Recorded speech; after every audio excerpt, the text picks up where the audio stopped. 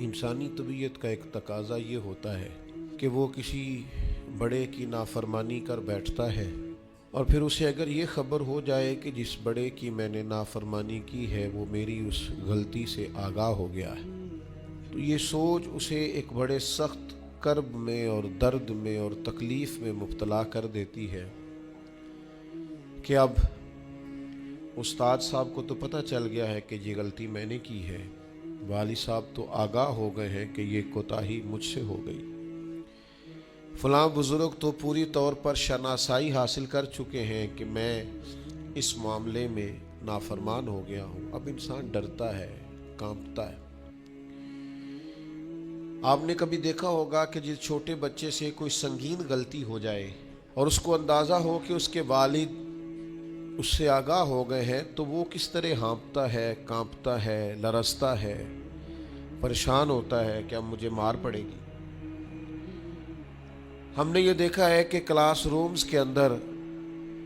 جو اساتذہ کچھ مزاج کے سخت ہوتے تھے، ان کے طلباء سے اگر کوئی کوتاہی کسی وقت سرزد ہو جاتی تو ان بچوں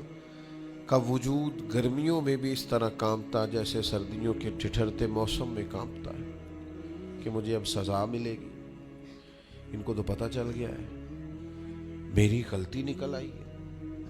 یہ تصور انسان کے رونگٹے کھڑے کر دیتا،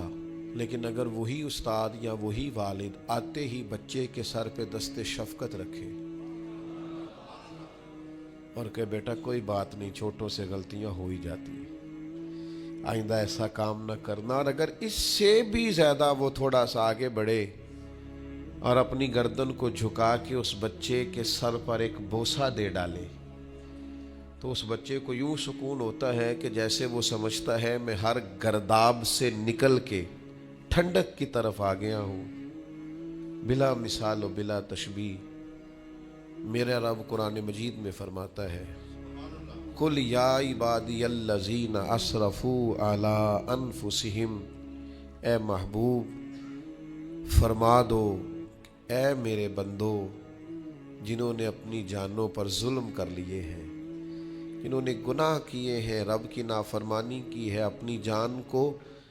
دوزخ کا معاذ اللہ سزاوار کر لیا ہے، جنہوں نے اپنی جانوں پہ ظلم کیے ہیں، میرے ان بندوں سے فرما دیں کیا؟ لا تقنطوا من رحمت اللہ، ان سے فرما دیں کہ یہ اپنے اللہ کی رحمت سے نا امید نہ ہو۔ یہ تھی معافی، اور وہ جو میں نے کہا نا ذرا گردن جھکائے اور پھر پیشانی بھی چوم لے، بلا مثال و بلا تشبیہ آگے فرما ان اللہ یغفر الذنوب جمیعا، یہ اس ہونے والی اس موجودہ غلطی کی ہی بات نہیں، بے شک اللہ سب گناہوں کو معاف فرما دے گا۔ تو مالک یہ ایک دفعہ ہی ہوگا، یہ آج ہی رحمت آئی ہے، یہ کسی ایک مخصوص وقت، ایک مخصوص موقع یا کسی مخصوص تاریخ کے لیے ایسا ہے؟ فرمایا نہیں، انہ هو الغفور الرحیم، اللہ ہے ہی بڑا بخشنے والا اور رحمت فرمانے والا۔ یہ اس کریم کا ہمیشہ کا طریقہ ہے کہ وہ غفور بھی ہے اور وہ رحیم بھی ہے، معاف کر دیتا ہے۔ اور ان اللہ یغفر الذنوب جمیعا، بے شک اللہ سب گناہوں کو معاف فرمائے گا۔ مجھے بتائیے، ہانپتے کانپتے لرزتے سہمے ڈرتے کب کبھی وجود پہ طاری ہوئی بندے میدان محشر میں جمع ہو، انہوں نے خبر ہو کہ ڈائری تو کھل گئی، آڈیو ویڈیو تو چل گئی، پتہ تو سارا آ گیا، فرشتے دفتر اعمال لے کر پہنچ گئے، چھوٹی سی چھوٹی ذرے کے برابر بھی کوتاہی تو یہاں تک آ گئی، بندہ ڈرے کانپے اور اچانک آواز کرم آئے ان اللہ یغفر الذنوب جمیعا، بے شک اللہ سارے گناہوں کو معاف فرمانے والا ہے۔ تو کیفیت کیا ہے، انداز کیا ہے اس وقت انسان کے دل کو جو تسلی ہوتی ہے، وہ تسلی کیا؟ ان اللہ یغفر الذنوب جمیعا، بے شک اللہ سب گناہوں کو بخش دیتا ہے۔ دوستو، شدید بے سکون، بے چین، مضطرب، الجھے خیالات